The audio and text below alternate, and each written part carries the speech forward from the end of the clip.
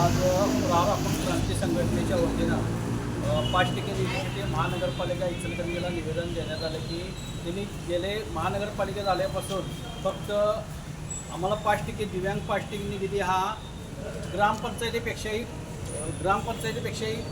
कमी देतात. फक्त गेल्या वेळेला 1350 रुपये दिलेत आणि ह्या वेळेला त्यांनी फक्त 35 लाख म्हणजे साधारण 1400 ते 1500 रुपये देणार.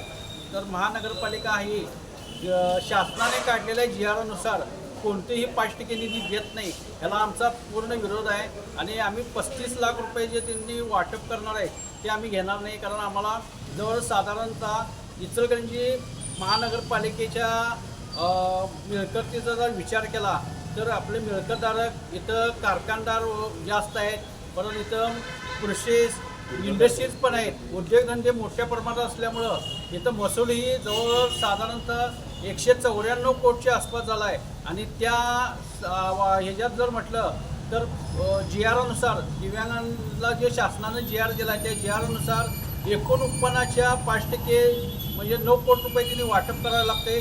शेजारची महानगरपालिका कोल्हापूर हे 7 कोटी रुपये दरवर्षी खर्च करते. 7 कोटी रुपये राखीव ठेवून बाकीचे जे शिल्लक आहेत त्याच्यावर तिने दिव्यांगांच्या लग्नाला पण हे देतात.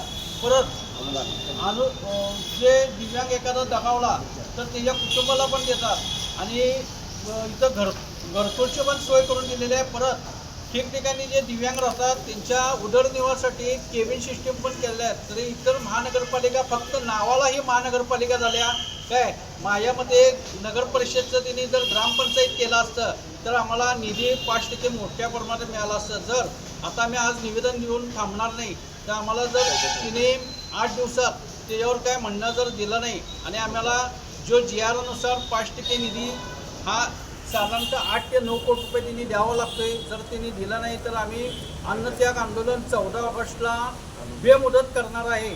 आणि लवकरच तुम्ही त्याचे गांभीर्याने सर्व माझे आमदार खासदार नगरसेवकांनी लक्ष घ्यावं. कारण असं झालं आहे की दिव्यांगांना तिने समाजात एकदम तुच्छ आम्हाला पाहतात.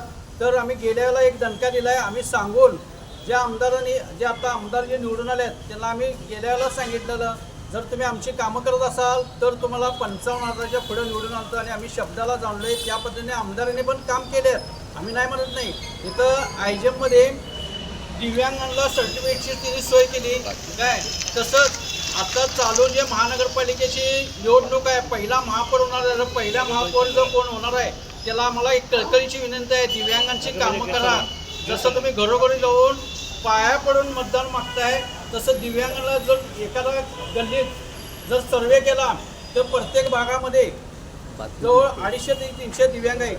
आणि एवढंच मी सांगतो की आता जोपर्यंत आम्हाला 5% निधी शासन GR नुसार नाही मिळालं तर उग्र आंदोलन करणार.